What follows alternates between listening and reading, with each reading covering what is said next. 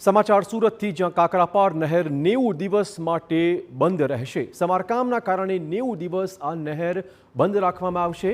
નહેર બંધ રાખવાના નિર્ણયને સહકારી આગેવાનોએ સમર્થન આપ્યું છે।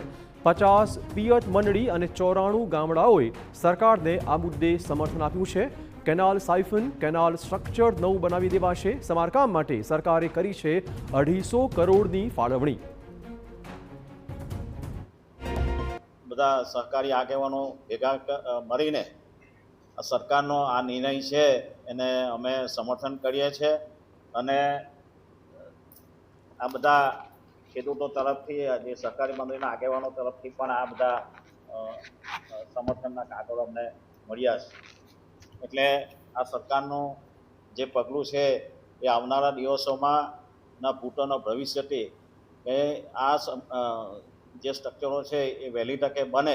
દક્ષિણ ગુજરાતની તમામ સુગર ફેક્ટરીઓએ 1 ઓક્ટોબરથી વાવેતર કરવાની છૂટ આપેલી હતી, પરંતુ આ સરકારશ્રીના આ નિર્ણયને વધાવીને સુગર ફેક્ટરીના તમામ સંચાલકોએ મિટિંગ કરીને 10 દિવસ વહેલી કરીને 20 સપ્ટેમ્બરનું વાવેતર કરવાની છૂટ આપેલી છે। એટલે 20 સપ્ટેમ્બર આ પરમ દિવસથી વાવેતર શરૂ થાય અને નવેમ્બરના એન્ડ સુધીમાં લગભગ સુગર ફેક્ટરીનું તમામ વાવેતર પૂરું થઈ જશે।